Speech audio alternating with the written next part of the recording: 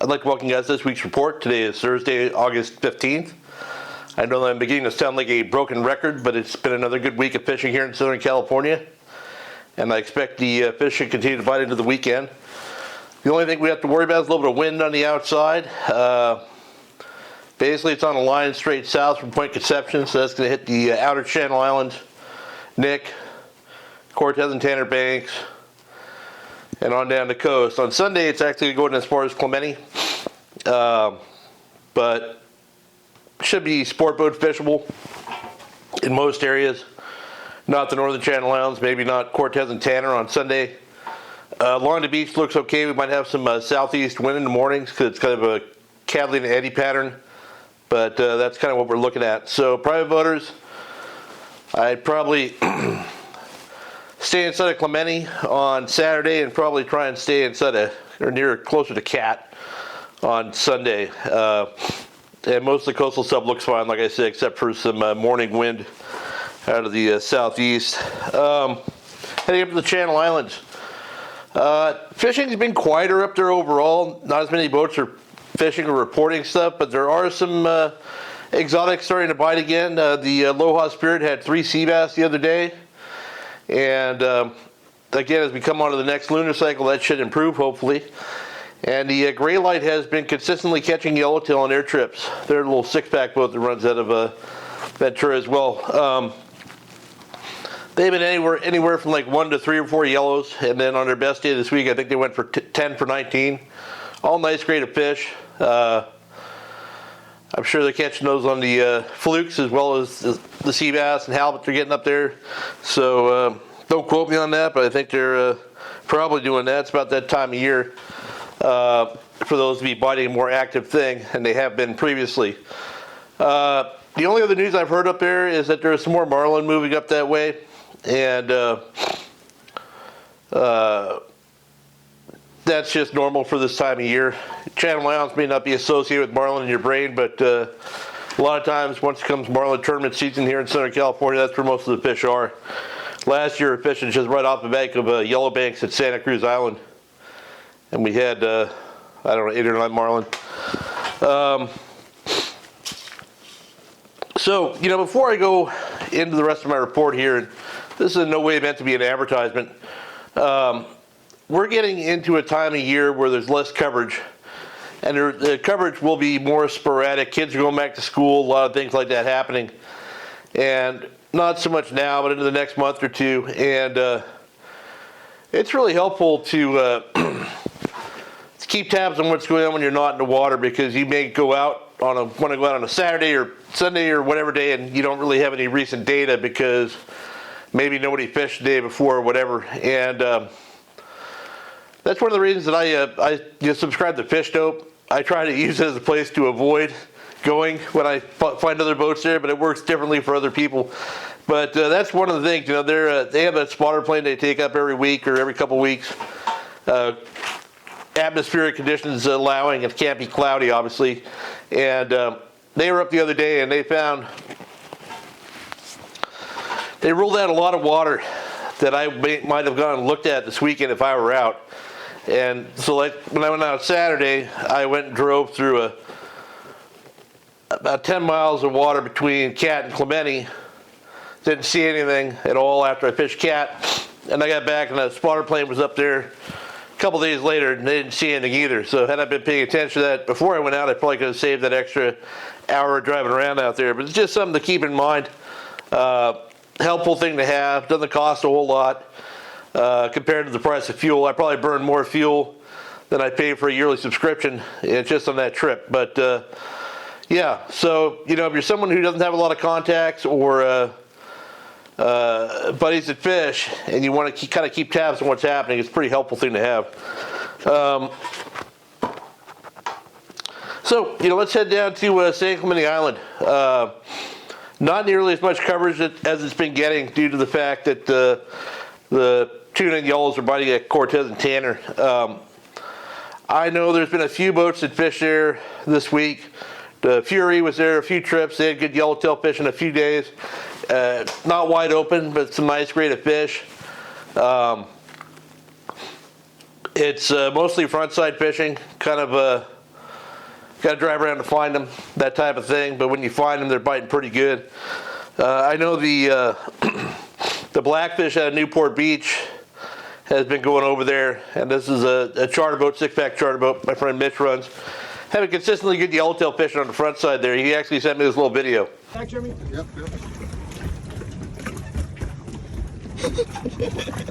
Bite. They're biting. We've had 4 going for the last like 10 minutes. Biting. Every single bait. Yeah, they've been doing well. You know, it's condition dependent over there. You got to find current, you got to find bait and fish. It takes some driving around. But the boats are pretty consistently catching fish. I know that the Seeking Sport Fishing at Dana Point's been going over there catching some yellows as well. If you're going to go, if it were me, and I was going to go on like a full day trip, I would definitely go on one of the 6-pack or 4-pack trips rather than go on a sport boat where you'd have to go on an overnight trip. You got less people, less crowds, better chance of catching fish. You know, in an open party situation, you don't got guys on the boat that you don't know their angling ability and how they may tangle you up or anything like that. So it's better to be around guys that you do know. I guess you don't have to charter a boat, a bigger sport boat. That's a good option too. And speaking of that, the Pride out of 22nd Street, they've been consistently catching fish all year. Yellows, sea bass, halibut, all that stuff. And they had I think it was a 1 3/4 day trip earlier this week. Chartered by Jimmy Liu, who's an excellent fisherman. I probably haven't fished with him 25 or 30 years, but I'm really happy to see him still out there and chartering boats catching fish. But they had yellows, sea bass, big halibut, and then they went out and caught bluefin, all kinds of stuff. Looks like they caught some squid, I would imagine probably at Clemente, maybe at Nick. I think it's probably Clemente. And it's loaded up on a really nice grade of fish. It's a smaller charter boat. I don't know how many people they take, but that's a boat that seems to consistently get bit. So something to keep in mind. I'm mentioning a few boats in this report here. I know that a lot of the boats are slowing down right now because, like I said, kids are going back to school and stuff. And you get a chance to go on some, charter boats or sport boats that are, looking for business at this time of year, especially the smaller charter boats.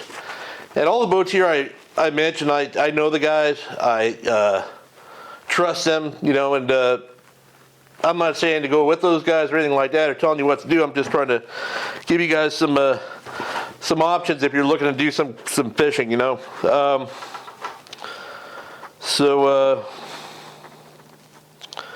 let's head into Catalina.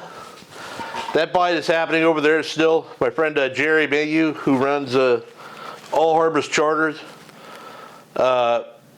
fished over there this week. He had a bunch of calico bass, caught a yellowtail, smaller yellows. He had a group that was fishing sardines on the front side of the island. If you're a guy though that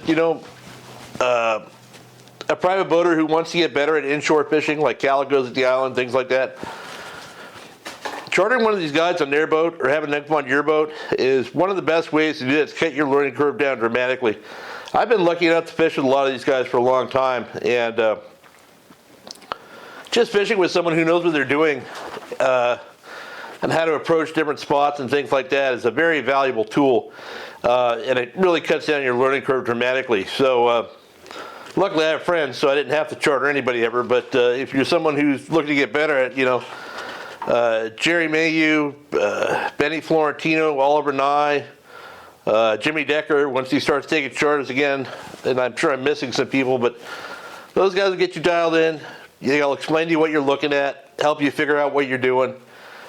Larry Heron up at the Channel Islands. You'll have a fun day, you'll learn a lot, and you'll be a better fisherman next time you take your own boat out. But anyway, so another boat, Sea Lucian's Charters out of Newport was a fishing cat, Shannon.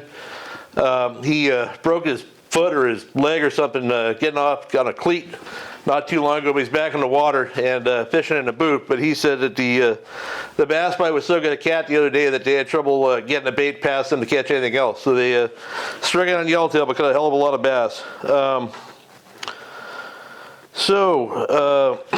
I went to Cat on Saturday, as I mentioned earlier. We kind of want to do the same deal we did last week. We brought our friend Chris Oakes along. And we went a lot earlier, and we left at like 5. And I'll tell you what, launching in the dark is horrible. I've been having a gentleman start so much this summer, I've kind of forgotten the weekend rush in the dark at the launch ramp is quite a mess. But we got over there and fished the west end backside. Had pretty good bass fishing. They were biting that big AFCO hardbait. The AFCO Blue Fever 165 hardbait that we fished the previous week was still a hot ticket. Definitely outfished everything. I think that Matt probably had 35 fish under himself in about 3 or 4 hours of fishing. And no real big ones, but just real steady action. While we were fishing bass, we're turning my head around, saw a bunch of turns, diving and stuff. Thought it was yellows on the outside, about 70 feet of water. Turned out to be marlin feeders. And they were down by the time we got out there, but or get onto them, but we didn't really have anything thrown anyway but a hardbait.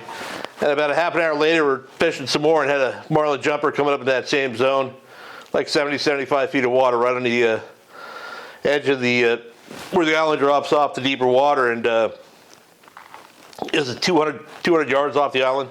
A ton of mackerel and stuff out there. Small bonita. Talked to Captain Jared on the Gale Force, and he's been getting marlin. He's been trolling to and from the island when he's fishing his 3/4 day trips, and he's been getting marlin bites.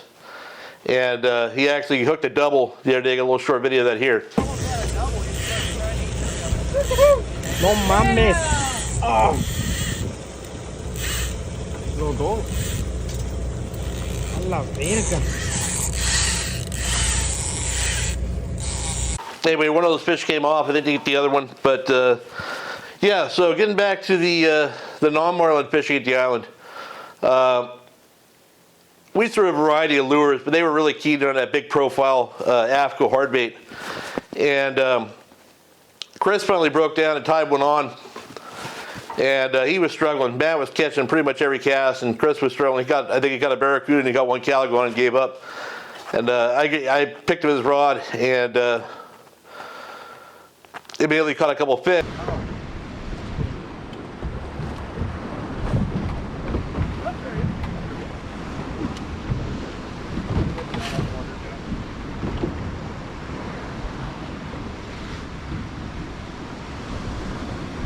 I can't cast this much farther than the ball bearing. You guys have ball bearing. You don't want to throw your big hardbait, Chris? Yeah, I might. What's that? Huh? What? That big hardbait I just tied on? Hardbait.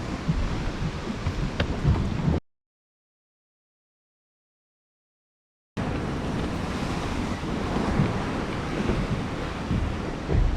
thought you were throwing that.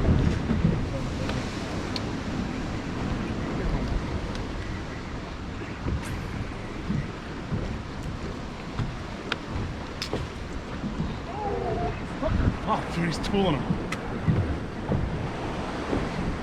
No dad for the Fairy Catalina, huh? You are the Catalina Fairy.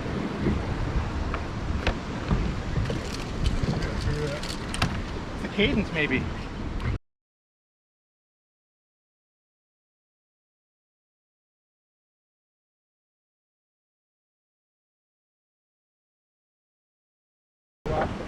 Captain? Yellowtail behind him. Oh, look at the yellow. Right there. Here. Cocksucker. Oh, yeah. Oh, he's got them all. You know how many hooks there is on this bait? 17. I know. Little yellow all fired up behind him. Yeah. Yeah, he was cruising behind him. 12, 15 pounds. Oh, I'm going in.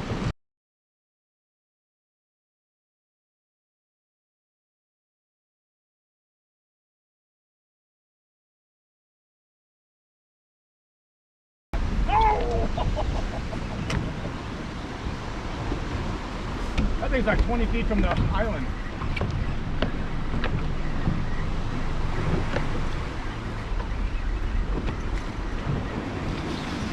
Gigantic. That mother trucker.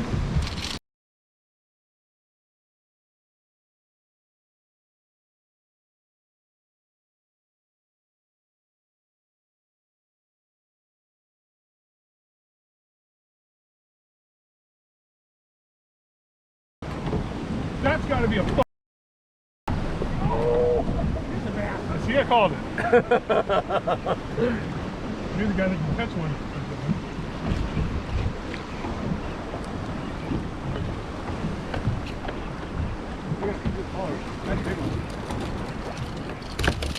one. Oh, he freaking ate it right there. See, there you go, see?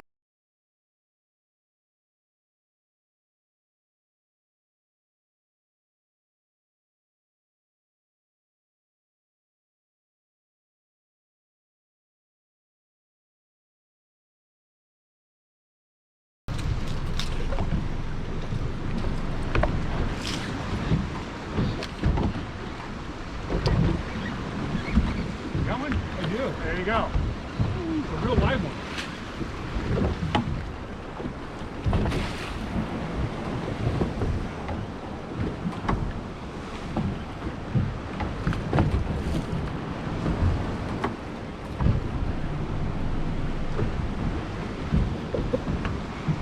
Fucking massive. Great success.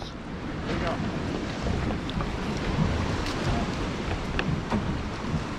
A lot of resistance when they come through sideways. Yeah. Part of the resistance. Yeah. He's with her.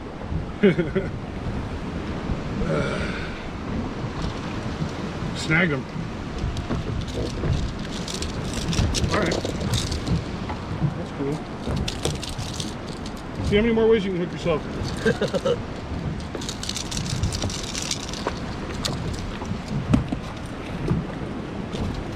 I can quit now.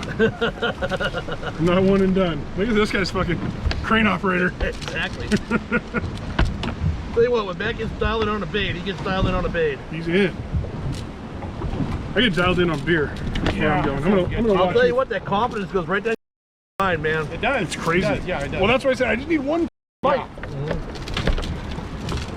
But now I'm afraid to throw back out there and get disappointed. Actually, I'm just tired. My back hurts, my wrists hurt. My liver's empty. They probably buy a little crankbait in here, too. That's what I was thinking like My liver's empty, my turban's dirty. Your turban's dirty? that little diamond shad fucking CR Oh, yeah. 16 would rope him right now. Yeah. You got one tied on? I don't know what I have. I didn't bring much crankbait. We got a bunch of crankbait. You want to change the bait to something you were just caught a fish on? No, he just mentioned it. Yeah, he's trying to trick you. I don't know the trick. I don't Why think the fuck just you- fucking I'm tired of it. Go fish. Want me to run the boat? Yeah, I'm good right now. You have to. Dog your own. Oh, you son of a bitch. Oh, okay, I'm just watching fucking Jimmy Houston live right now. Let me see if I can fucking get this taking the dirt. If you can get it unhooked.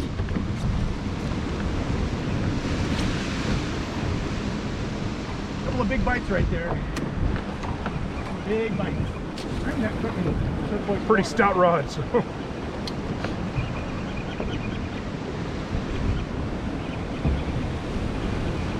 Are you just kind of jogging it forward a little here and there? Or? As we need to. Keep the boat moving. Look at that, motherfucker. You don't have a... Yeah. Attaboy. Team Snook Hunter. Attaboy.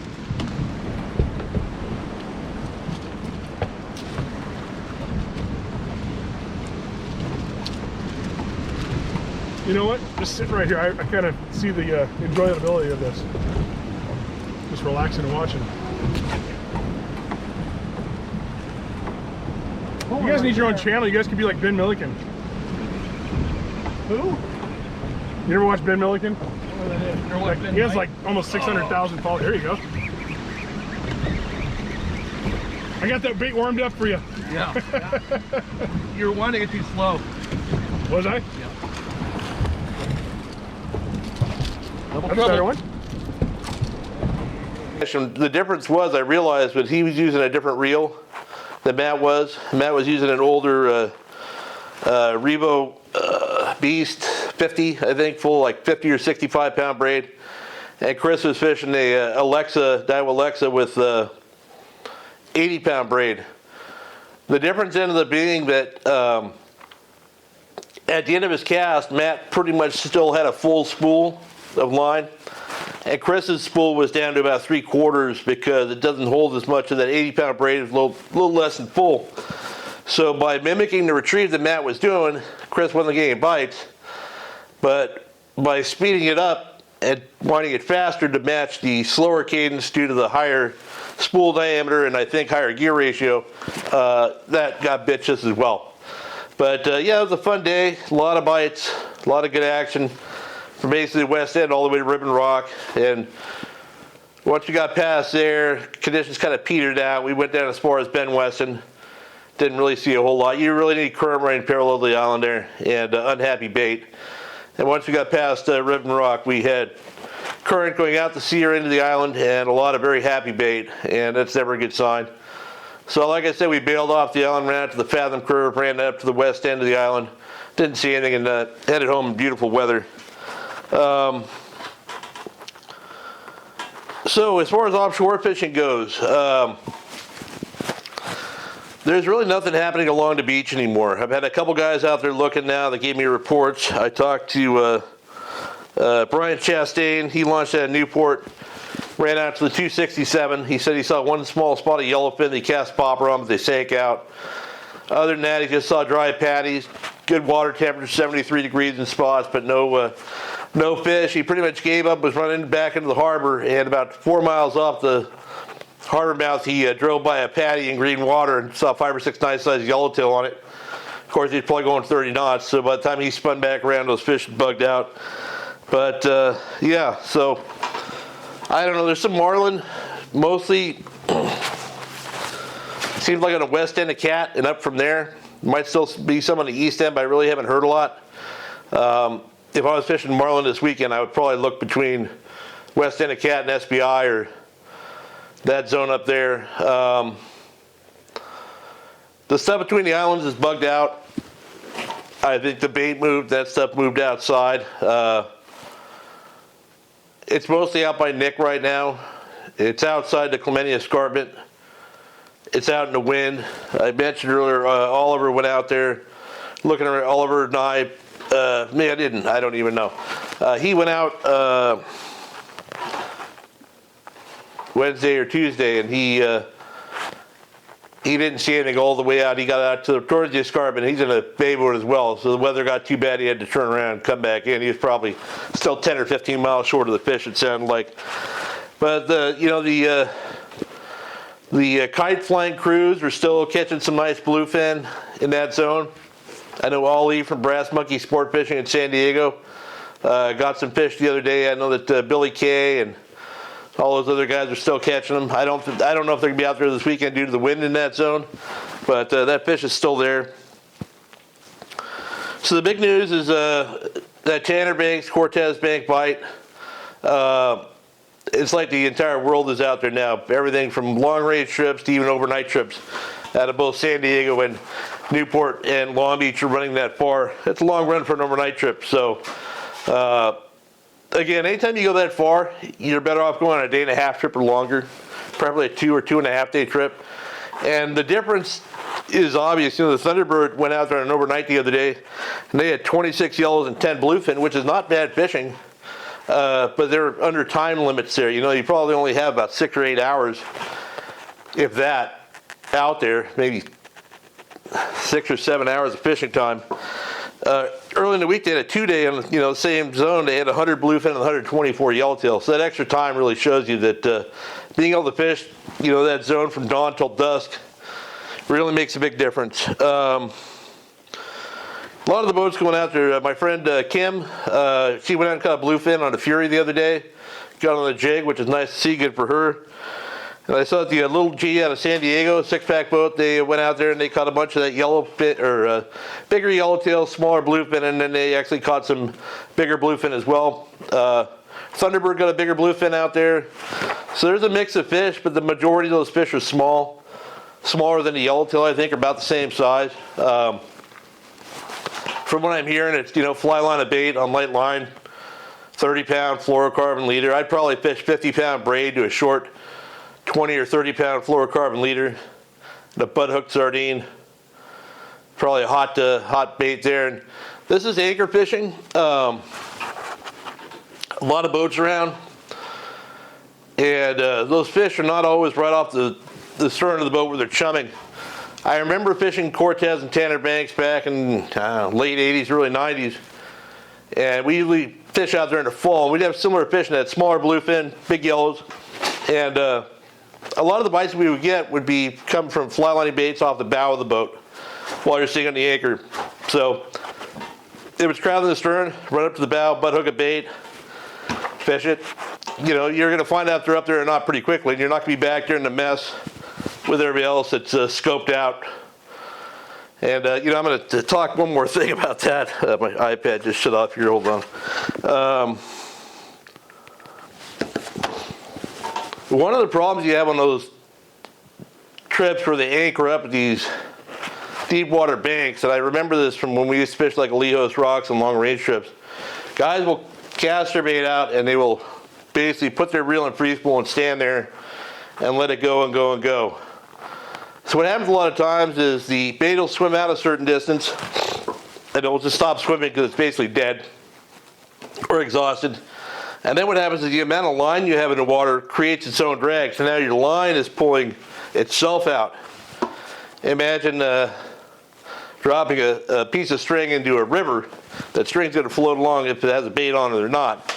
So they end up just scupping a bunch of line up. The line doesn't go straight out, it loops around and comes back and forth. And they don't even realize that until you wind them up and you got 15 lines on your hook. You're frustrated and you want to start cutting them and yelling at people, but if you don't, you go in the galley and swear you're never going on one of these trips again and just drink beer the rest of the day. Well, at least that's what I've done in the past, and I've held myself to it. But your better bet is to get away from those people, and they're usually right in the stern.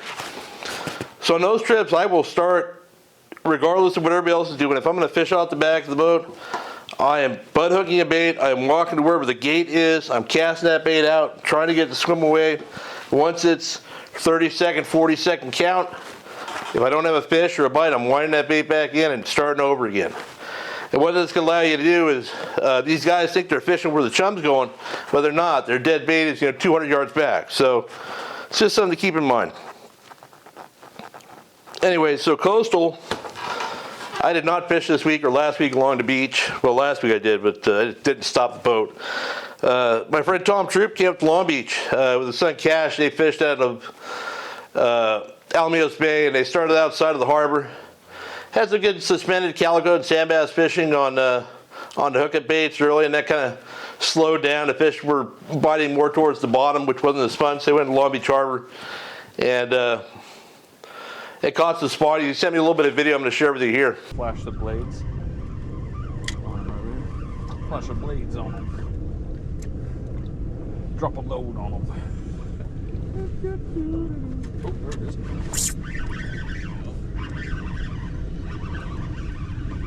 I was singing OPP. I said flash a blade on them.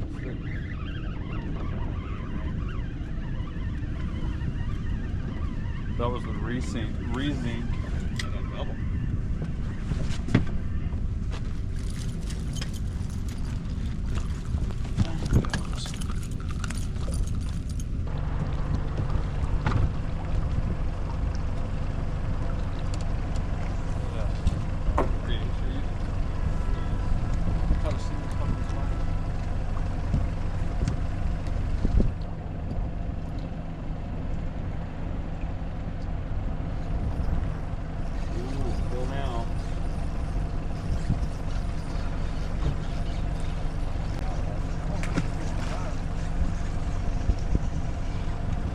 Oh, you got a spotty, all right.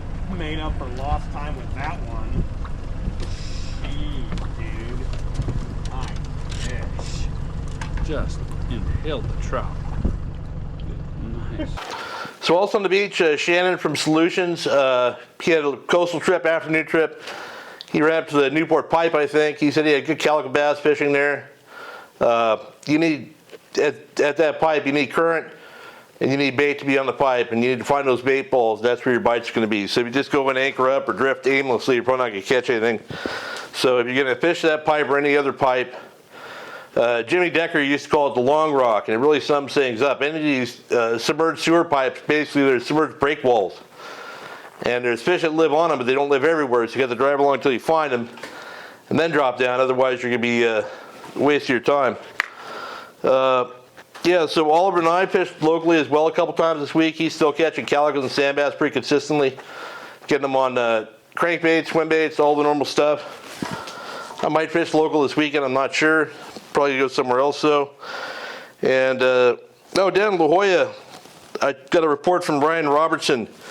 who fishing his kayak down there earlier this week. Got a nice 30-pound yellow on a mackerel, which is pretty awesome. I don't think I'd ever fish a kayak. Matt, my boat partner, almost died in his years ago, so I've heard enough horror stories. I don't want to do it.